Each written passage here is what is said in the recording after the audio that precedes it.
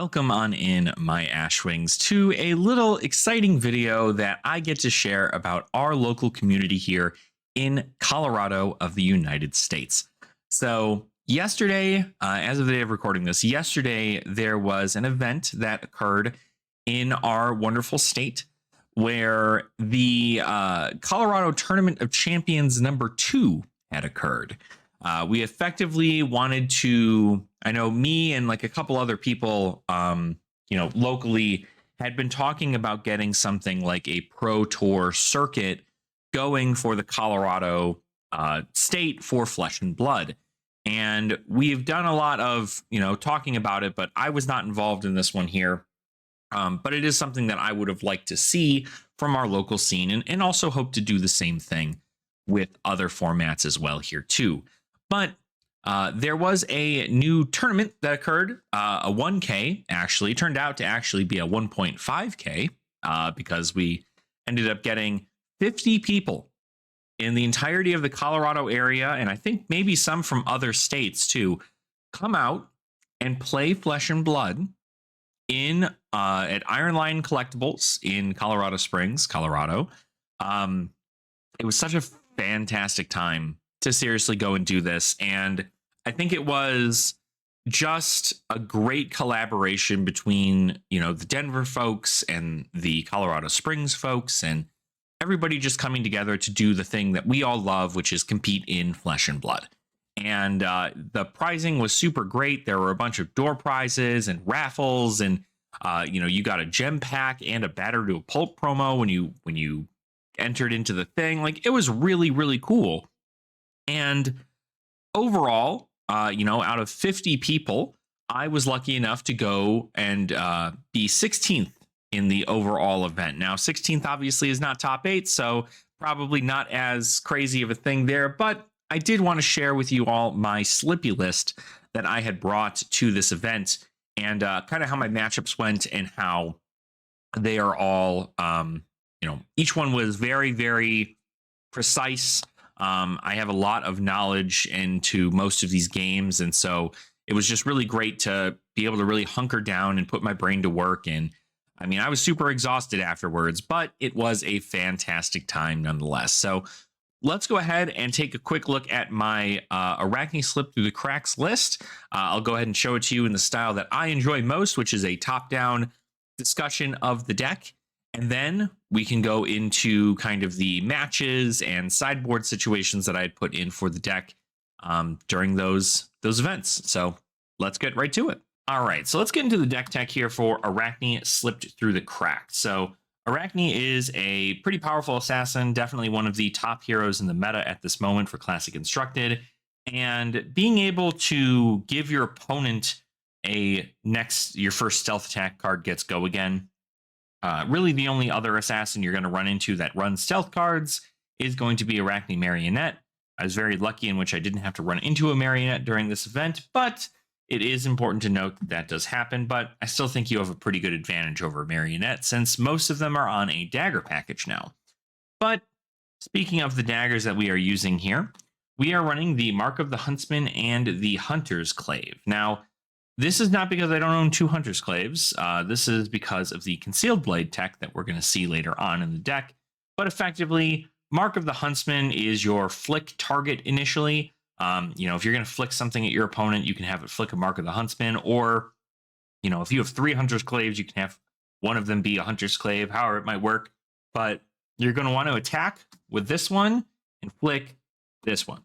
And that's how that's going to kind of set up there for that.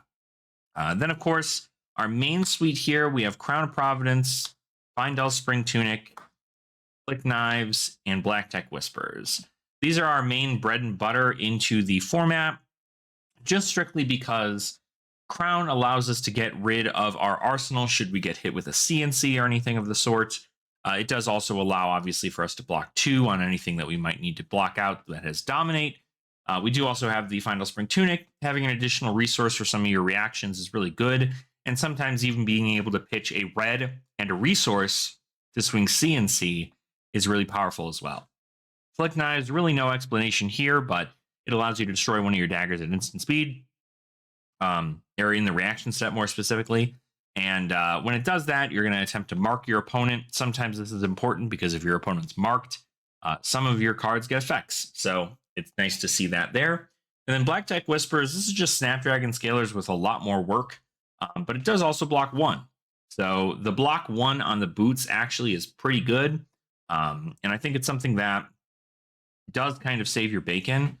The best part about this is if you happen to be going against an aggro deck or somebody who's also on a red line build, and you banish 2 cards from a Leave No Witnesses, 1 from Arsenal, 1 from the top of their deck. If both of them are red, you're going to get 2 silver, which means that you can use this more freely than you would previously. Because now you get to effectively go, okay, cool. That just means that I can buy it back. If you have 2 silver at the beginning of your turn, you can destroy those pieces of silver to get your Black Deck Whispers back from the graveyard, and then you'll be able to block with them for another point of damage, which is really good. And then looking at the sideboard here, the sideboard is a little bit of an A-B suite here for any of the wizards, or I mean, sometimes Runeblade, but mainly wizards here.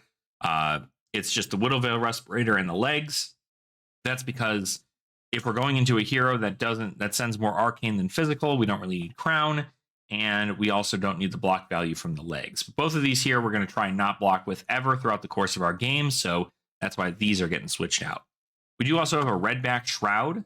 This is kind of interesting. I'm still not sure if I want to keep this or not. I didn't play this at all during the Colorado tournament, but it does block 1, and it effectively allows you to do 2 reactions. It reacts here, and then it allows you to discount a reaction to play another reaction for free. So in doing so, that makes Spike of Bloodrot free. It makes any of my other cards that are just like 1 cost, any 1 cost reactions cost nothing instead. And that's really effective in that scenario because it also then will count towards another attack reaction, much like how Black Tech Whispers counts as an attack reaction too. And then we do have 2 more here, a Mask of Perdition and a second Hunter's Glaive. We'll put them over here. So Mask of Perdition, second Hunter's Glaive. Perdition is mainly if you are going against another aggro deck and you're trying to like mill them out of cards. Mask of Perdition is pretty good because you're able to still block 1 point of damage. And then also if you come in with like an Art of Desire Mind, or an Art of Desire Body, I should say, and you banish the top card of their deck, you trigger this as well in reactions. It'll banish 2 cards off the top of their deck, and both of them are probably going to be red. If they are red, then this gets a lot of value because you get 2 life and draw 2 cards, as opposed to gain 1 life, draw 1 card.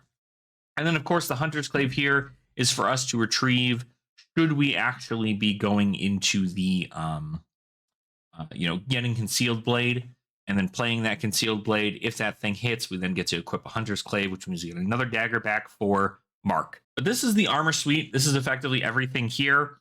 So we're running 3 blades in total. We're running 3 different headpieces, Perdition, Crown of Providence, and Widowveil Respirator. We've got 2 chess pieces here, the Redback and the Findalls. Mostly you're going to be on Findalls. Sometimes you're on Redback if blocking, on hits is really important. You might want to be on Redback. And then, of course, Flick Knives is our only arm piece. It's the best arm piece in the set. And then we have Black Techs and Widow Web Crawlers for, this is for every match. This is for Runeblade specifically. So that's kind of where we're looking at with this. Let's go ahead and get into the actual deck itself. Start kind of cleaning up this. We'll talk about the main board here first, and then we will talk a bit about the sideboard, get into a little bit more of that discussion as to the kind of cards you'd want to choose for specific matches.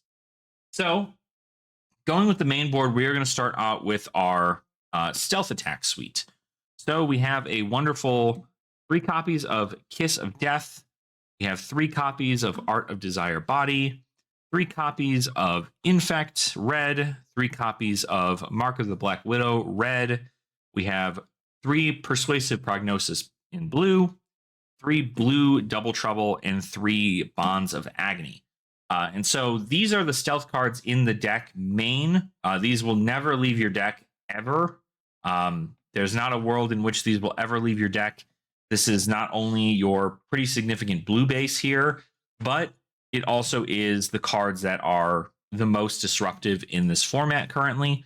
And so being able to utilize that kind of damage is important. So we got a total of what? 21 stealth cards, right? 3, 6, 9, 12, 15, 18, 21. 21 stealth cards. And these are always going to be in your deck. You're never going to take these out. I don't need to go into too much explanation, I believe, for each of these, but effectively, Kiss of Death is a really great flick target because it is a dagger. So you do get to flick this when it's on the combat chain, and it's not the current combat link.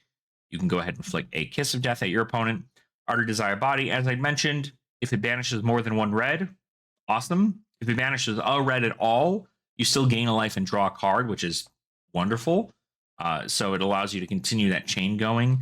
Even if you just send an Ardor Desire Body on a 1-card hand, and this is the only card you have, maybe it's a 2-card hand. You have a Razor's Edge in Arsenal, right? You play Ardor Desire Body, they block for 3, you give it a Razor's Edge, pump it up to 6, it hits, you banish a red, you gain a life, draw a card, it's a Leave No Witnesses, and then you follow it up with a Leave No Witnesses. That is something that can happen with something like Ardor Desire Body, and like everybody's running reds. There's a world in which this card maybe does not come in. Well, not really. I still think this comes in even into like Prism matchups or things like that, just because it does banish. And sometimes you could get a red, right? It's not that they don't run reds, but it's most likely going to be a yellow. Infect, very good. Gives you a Blood Rot Pox on hit. Mark of the Black Widow, you're going to want to sneakily mark your opponent.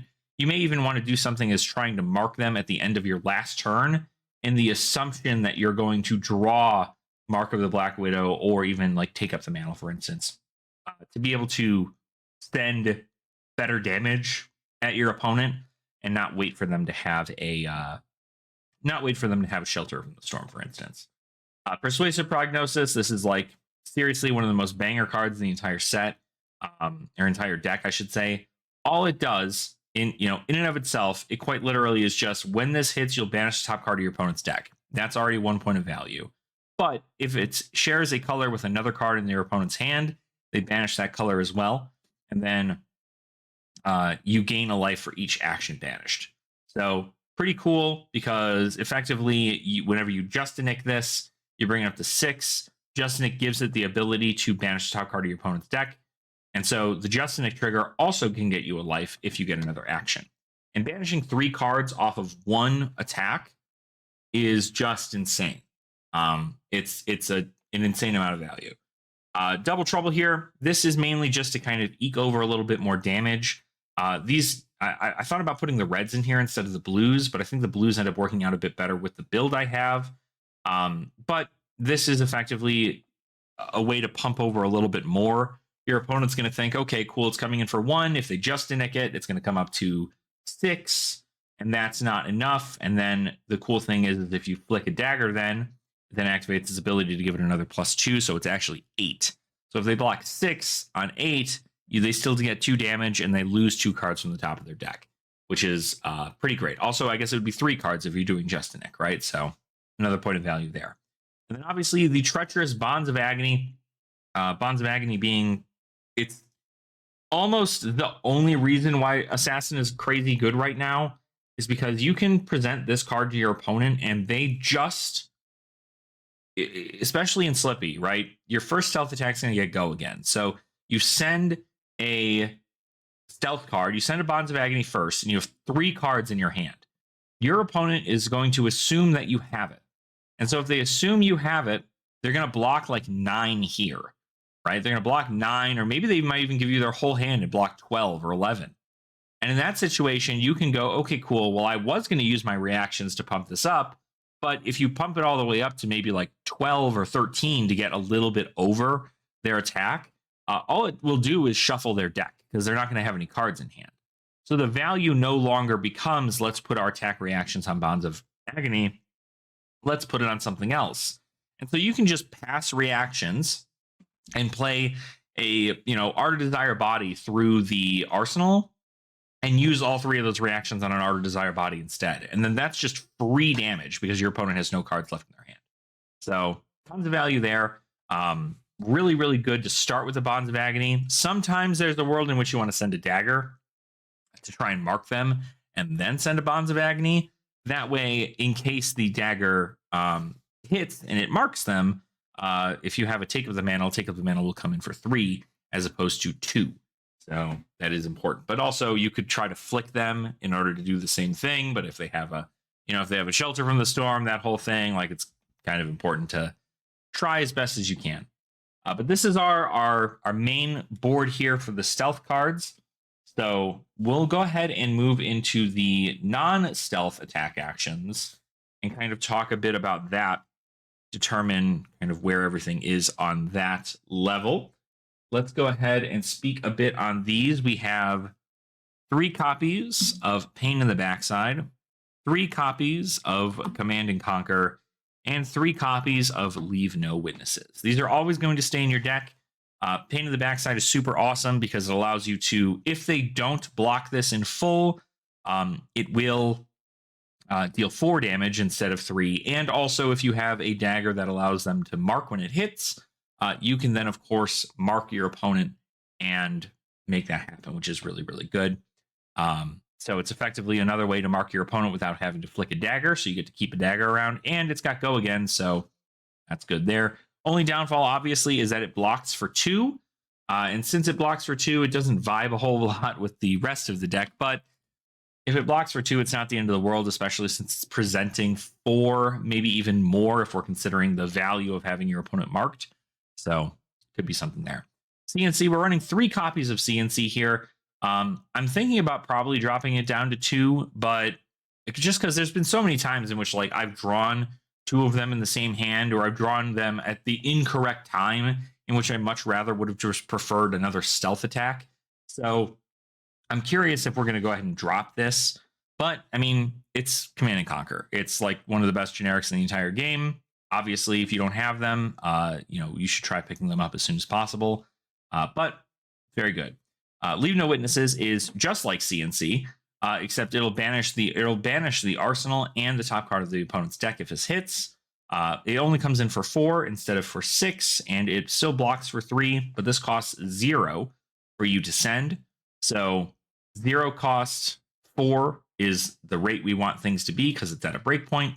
And of course, the good news is that it can be targeted by a card like Concealed Blade to pump it up to 5. If your opponent just uses a D-React to block it, you can pump it up to 5 to do that. But where D-Reacts can't be used on CNC, they can be used on Leave No Witnesses, so keep that in mind.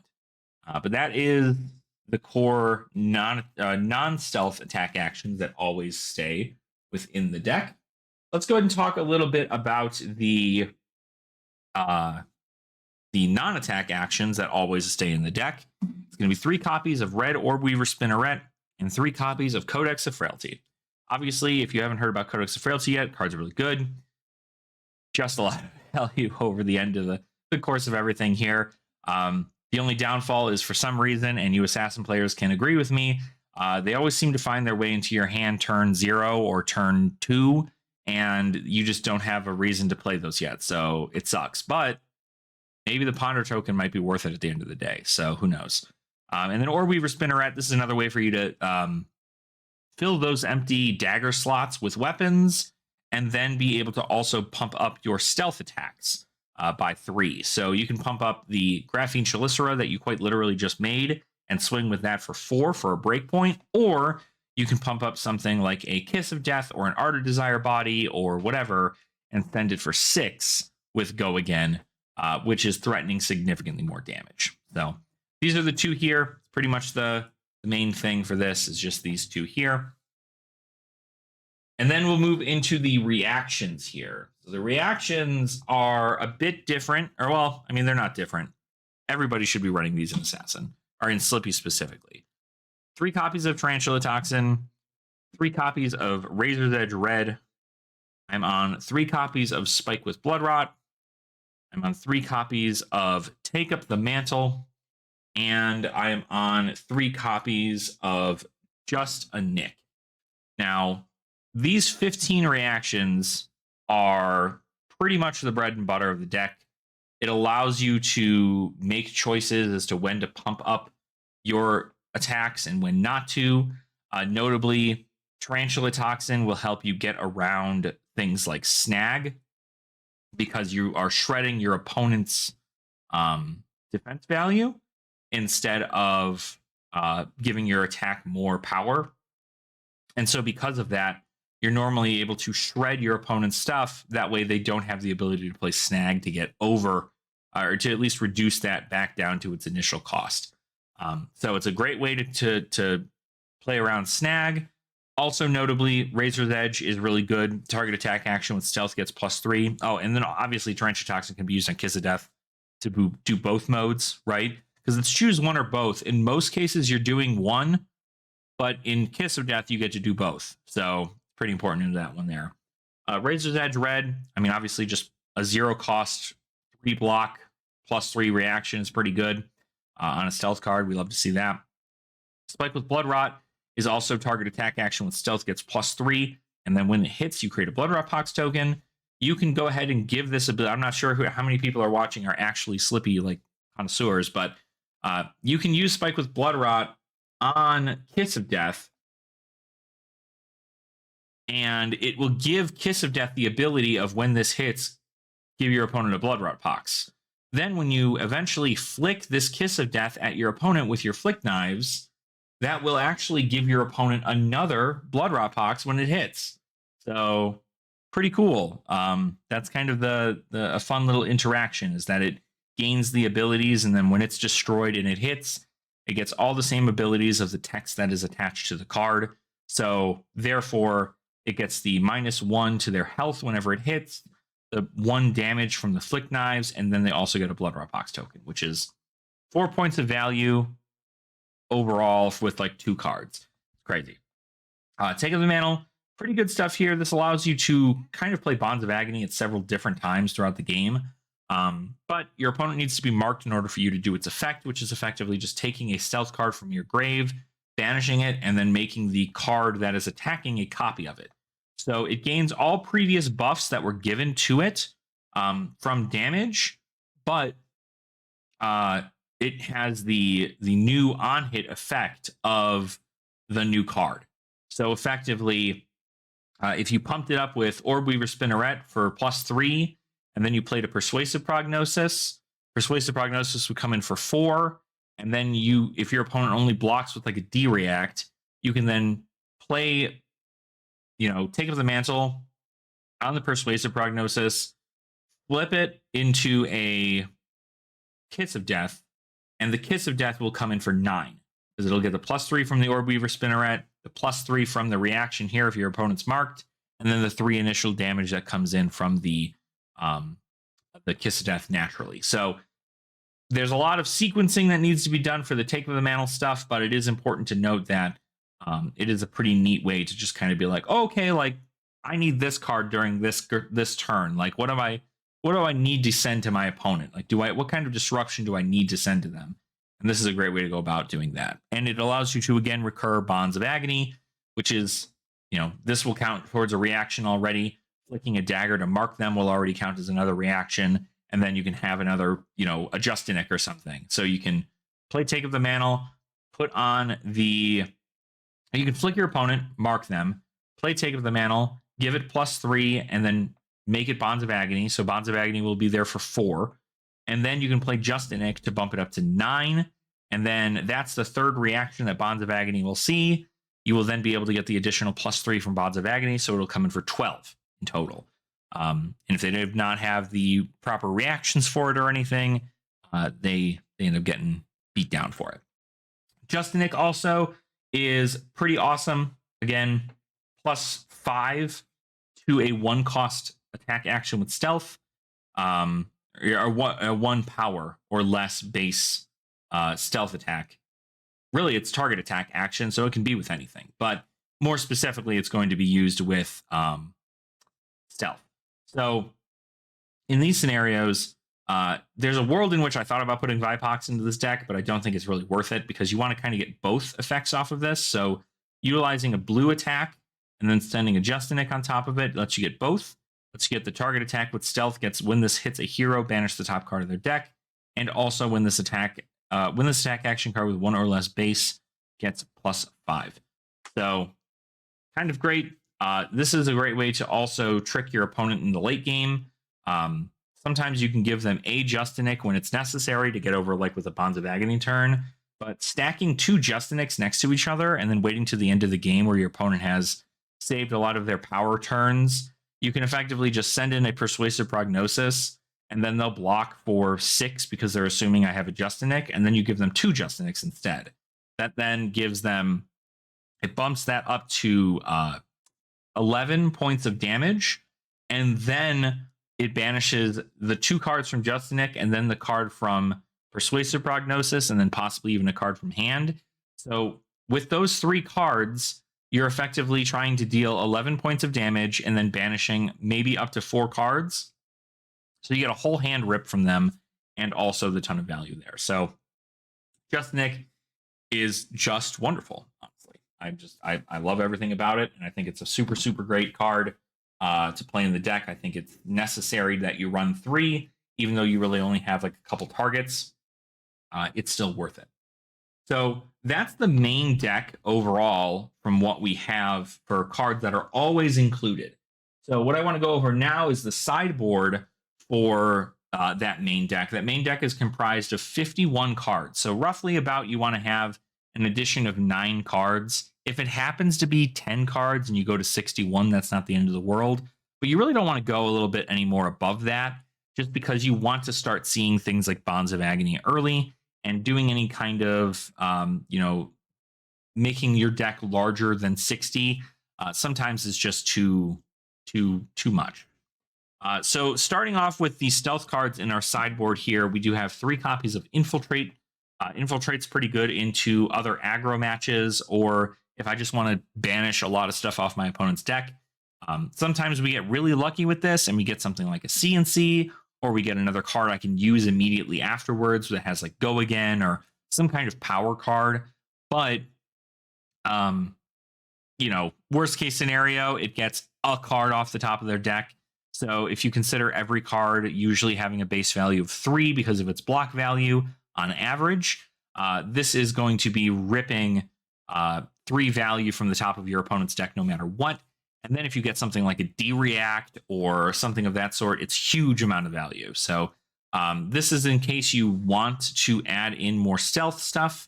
Maybe you need to go a little bit wider into the match. And also you get to utilize new, your opponent's stuff too. But remember, you do have to cast your opponent's stuff too. So don't play this into like Guardians, really. It's kind of hard to do that. But you can play it into other heroes that like to utilize maybe even like 2 cost or 1 cost or less attacks. That tends to be good for it.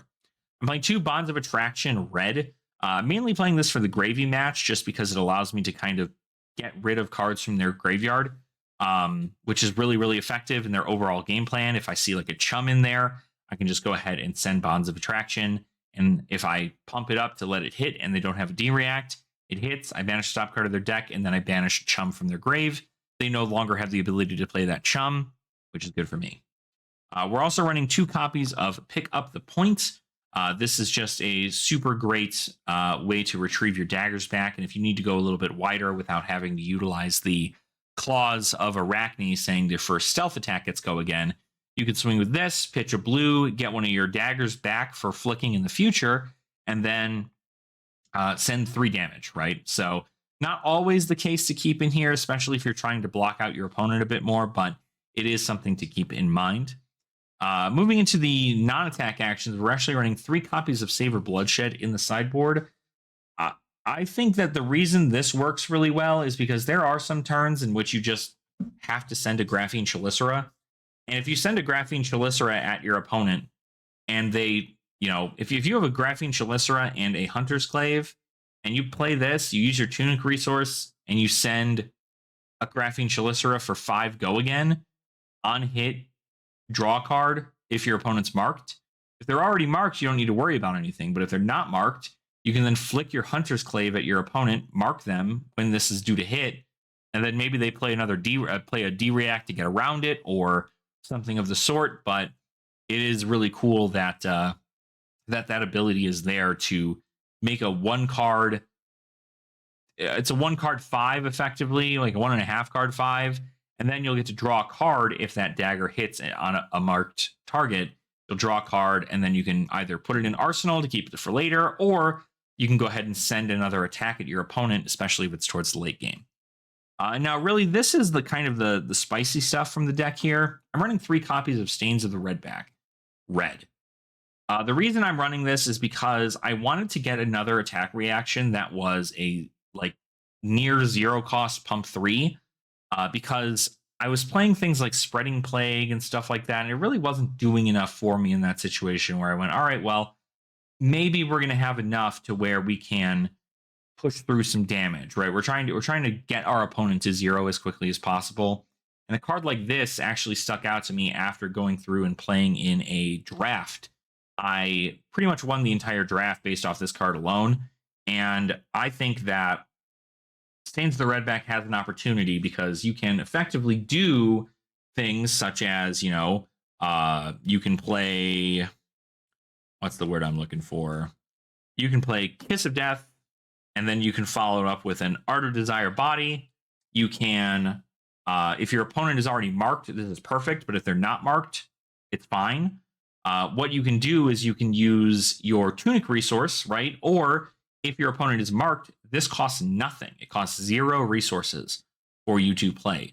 So if your opponent is not marked and you have a Tunic resource, it's perfect. If they are marked, you get to play it for free. You get to swing with a Kiss of Death. You then get to play a Art of Desire Body. They're probably going to block this out, or they're going to take the damage, right? Because they know that this is the end of the chain, right? This will have go again. This will not have go again. But when you play Stains of the Redback on there, what this does is it allows you to have target attack action with stealth, get +3, and go again. So this will bump it up to 6, get over their defenses if they put any down at all, allow you to use go again on the ability. And then with that go again, you can follow it up with something like a Leave No Witnesses or even a Codex of Frailty to really just like stifle the turn in a way that they were not expecting, right? Most people will see that this does not have go again, and they will go, okay, cool, they're probably just going to put something in Arsenal. It's just a 2 attack thing, whatever. But this will allow this to get go again when it did not initially, and then you can follow it up with something like this here. So again, this is a great 4-card hand, right? Obviously, if you have, if you have this and no Arsenal, that's like even better, because then you can just follow it up with this and you just send that thing.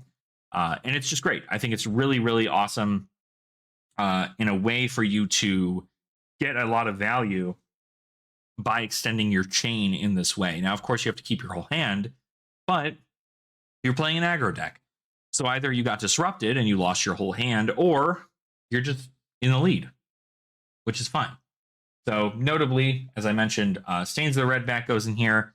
So this is if you need to go a little bit wider. I'm almost wondering whether or not I mainboard this, just because of how great it's been over the course of the games there.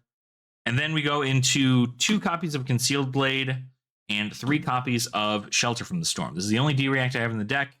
It's strictly to help with the Cinder matchups or with really anything that's got like a pretty nasty on-hit. But it also helps against Overpower as opposed to Dominate. Dominate doesn't really help too much on, but Overpower it helps on. So to adding all these reactions in here as well, like, having this and this in here is good. And again, Concealed Blade is really awesome. This is the tech I've seen in a lot of newer decks.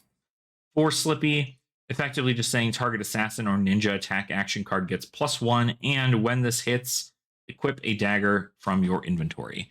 So that's why you keep that Hunter's Clave in your inventory, because if you come in with a Leave No Witnesses for 4, as I mentioned, you can come in for 4. Your opponent goes, okay, cool, I'll block with the D-React. That'll be easy. You can then pump it up to 5. Most of the reactions in the deck care about a card having stealth.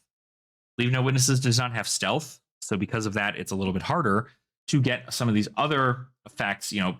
People feel safe knowing that this is just going to come in for 4 and nothing else, because there's no other pumps in most decks that allow you to get an additional +1. Concealed Blade will allow you to do that. So you can get a +1 on there. It'll come over for 5, and they can play another D-React if they really want, but that means that you got a whole D-React out of them for 1 point of damage, which is what you want to see. So with that being said, we can do a quick deep dive into kind of my matches, let you know kind of some of the stuff I put in. Normally, as a quick sideboard guide, I don't really have one, if I'm being entirely honest. I kind of just sideboard off vibes most of the time. But in most cases, if I know I'm going to probably be attacking with my daggers more than anything else, I'm probably going to be playing a little bit of this. So I'll have the pick up the point, the concealed blades for 4, savor bloodsheds come in for 7 total, and then we need 2 more cards. So I bring in the bonds of attraction, right? If I know that mine need to go a little bit wider and present a bit more damage, I can do something like bonds of attraction, stains of the redback, and infiltrate, and then we'll have, we can put a card in, or again, like I said, 61 tends to be pretty comfy. You can do something along the lines of this. I understand it's off the frame here, but you can do the stains of the redback, the infiltrates, and then keep everything else. If you're trying to be a bit more defensive in the list, obviously running these is important. I normally suggest these, and then these for some defense, just because they all block 3, and that's what we like to see, is that they all block 3. And then you can, even if you really wanted to run 2 more 3 blocks that are reactions specifically, you can play Concealed Blade. Again, this is a great way to get around things like Overpower, because it will block. You can block with as many reactions as you want into Overpower. So that's kind of the cool thing there. But that is the sideboard. I'm going to quickly go over my matches here for the overall event and kind of talk a little bit about my experiences and go from there. So we had 6 rounds of Swiss going into the game here, and the 6 rounds they went by pretty quick, I will say. But we started at about 11 o'clock in the morning. It went till about 6 p.m. ish.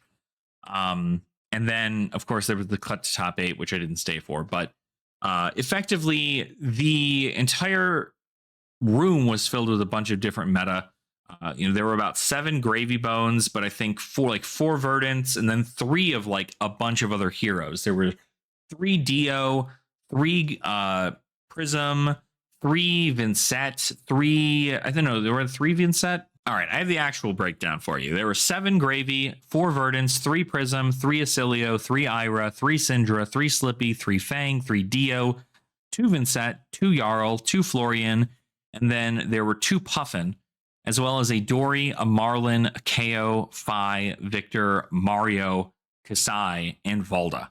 So all of these heroes getting representation for our event. And it was so crazy to see so many different ones. And I was like, okay, cool. I expect we're a pretty competitive scene, so I imagine a lot of it is going to be meta-relevant heroes. And it turns out that like people just continued to bring what they loved, and that was really, really awesome. I'd love to see it. I went into, unfortunately, my first round was into a Prism.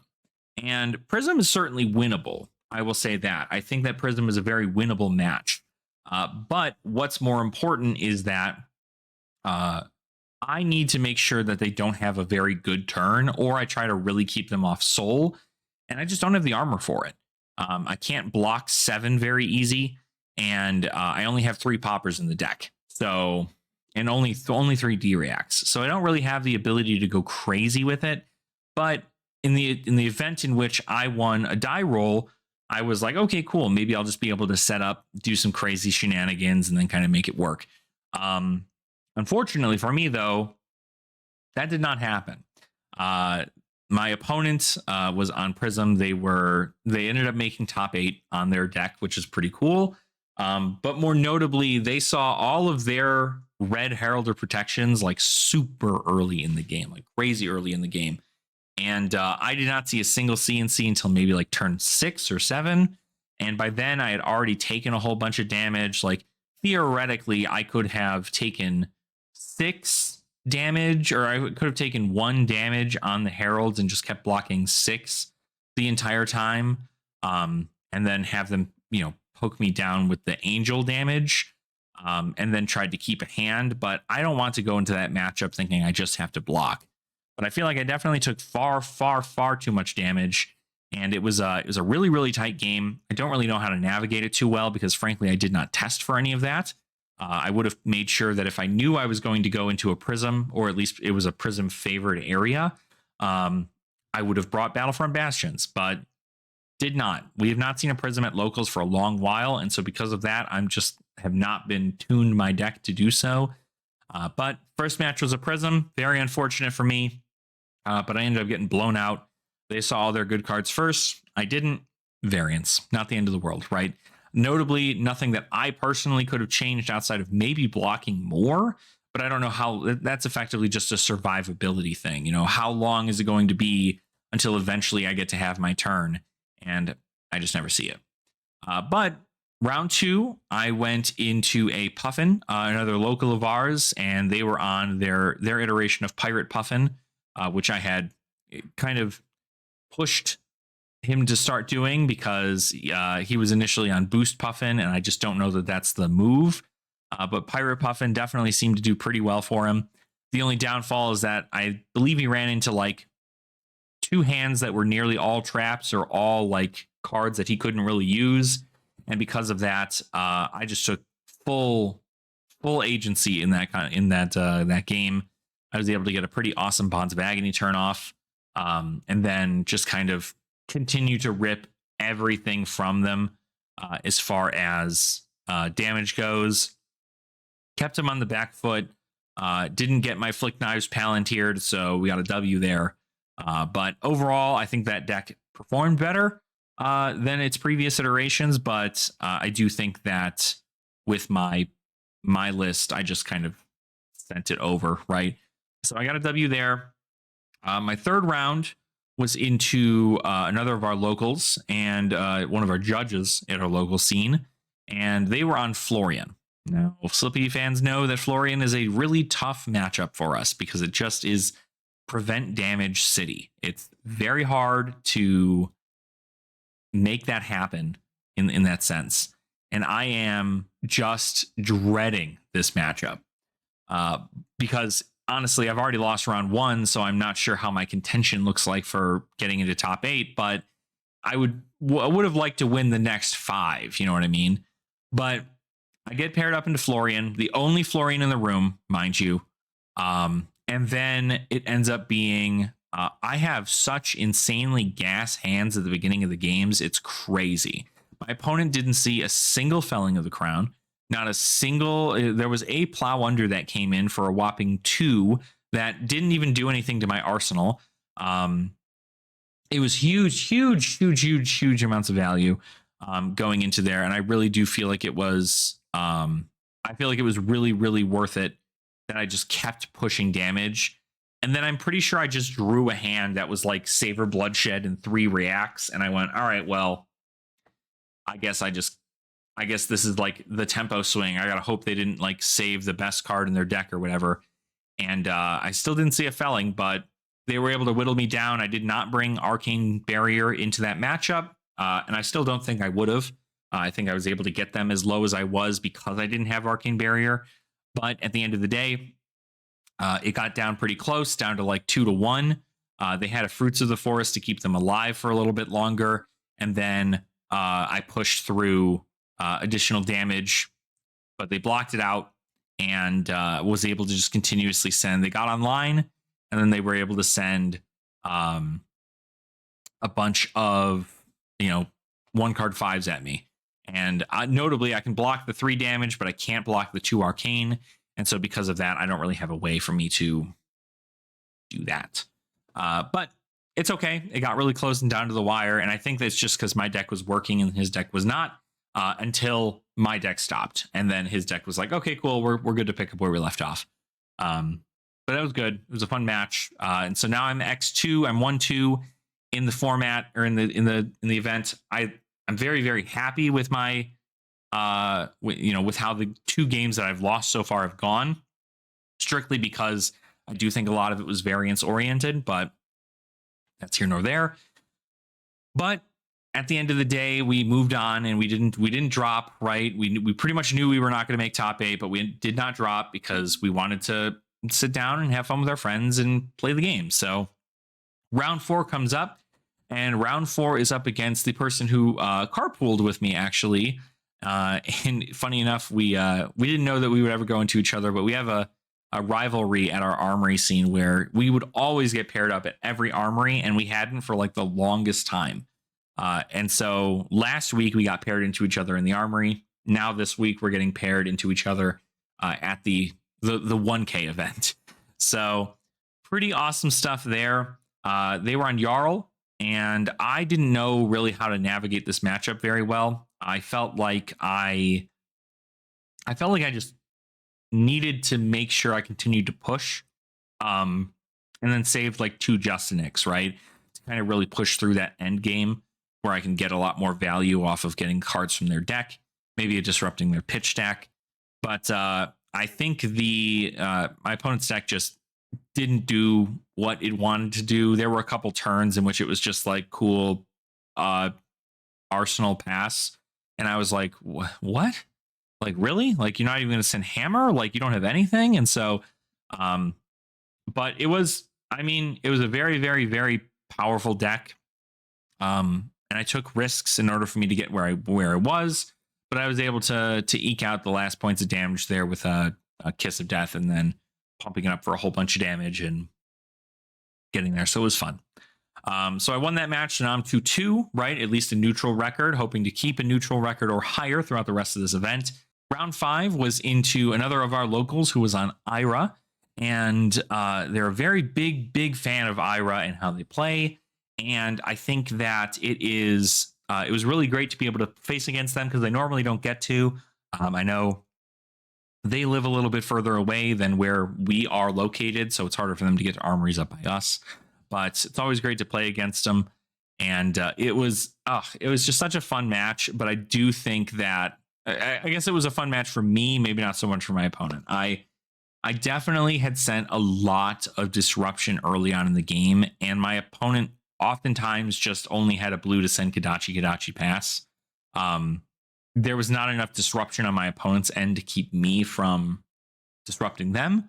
And so because of that, I just put my foot on the gas and never let go. And I was able to really push through that damage and make it happen. So I ended up winning that match. So I'm 3-2 into the total here. And we go into round 6.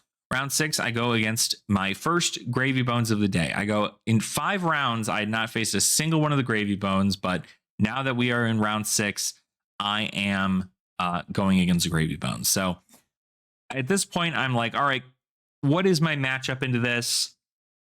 What is it a race to see who sees their better cards first? Like, what are we looking at here as far as the matchups? I don't often get to play into the gravies in these situations, but it is effectively a pretty great way to go about actually getting to learn why people are scared of gravy. And I do believe that over the course of the game, I was really pushing for a lot of damage. I got very lucky. Literally, they went second. I went first, which was really weird to me. I didn't know why they allowed me to go first, but they allowed me to go first, and that was really awesome for me because I effectively went, all right, cool. I drew 4 cards, and it was a Bonds of Agony and 2 reacts. It was like a Justinic and a Justinic and a Spike with Blood Rod. And I was like, really? Like, really? Already? And so I immediately send Bonds, pump it up to like 10. They only block 9. They block 9. They block with 3 cards and block 9, but they keep a card in their hand. And I'm like, okay, so that's either a card they can't block with or it's a card that they really want to keep. Either way, both of those cards I probably want to get in the banish zone so they can't use. Because if that's a chum in hand, this entire game is just like way over. But notably, I would expect my opponent just wait until I play my reactions and then do something like crack their gold with Gravy's ability to draw and then discard. That way they're getting a different card. But I decided to go and send it. I pumped it up to 10. So I guess it must have been, yeah, it was +6 on there. So I think it was like a Razor's Edge and a Spike of Blood Rot. So pumped it up to 10, got 1 damage over, and in their hand was an Avasti. And I went, okay, this is crazy. So I just banished three Avasti, turn 1, I leak 1 point of damage, and then I just pass. My opponent draws up, and they establish gold, and then they pass. And I go, oh, huh. And I look at my hand, another Bonds of Agony and 2 reactions. And I'm like, I don't know what is it. This is never going to be the case here to see this. Like, this is crazy. But I am just I sent another Bonds of Agony at them. And they were like, okay, cool. Maybe we'll just block for 6 here. And I said, nah, that's not going to happen. Pump it to 7. And got a little bit of damage over. It was huge amounts of value going through there. But I do think that overall, the match just kind of was always pushing in my favor. I was taking a little bit too much damage, and when it came to the end of the game, I could have sworn that I would have died if it weren't for the fact that I had maybe 20 more cards left in my deck than my opponent. Not only did I kill the Gravy with damage, but I also fatigued them. I only saw 1 chum on board ever, and I decided to ignore it, strictly because I didn't really want anything else to happen there. So I went, all right, whatever, no worries, send it, it's fine. We'll just make it happen from there. So I decided I was able to avoid chums. They didn't see their allies early enough. I was able to just consistently push through and get a lot of value. So that was that. So I went 4-2 at the event. I only ended up making 16th place, which I still think is fine for a 50-person event. I feel like making top 16 is enough to make a video about. But if you did enjoy today's video, right, I hope to be making more as we continue to do more of these open circuits in Colorado. I know that we just had such a fun time. It was just a bunch of camaraderie, door prizes. There was a food truck. There was just like joy and laughter all throughout the place. And we were all able to come together and do the great thing that we all love, which is playing Flesh and Blood. And we got to do it in a wonderful LGS that hosted us. I think that apparently last year's was like 28 people. Now we had 50 people. So I'm only assuming that by the time we do this again, we might even need to get a hotel ballroom kind of setup for this. So that way we can fit as many people in there as need be. But at that point, we're just making our own battle hardens and callings. And so we need to just work on that information. But it was super great. I loved going there. And the price was great. The drive wasn't too bad. And it was just a great time hanging out with friends and enjoying it.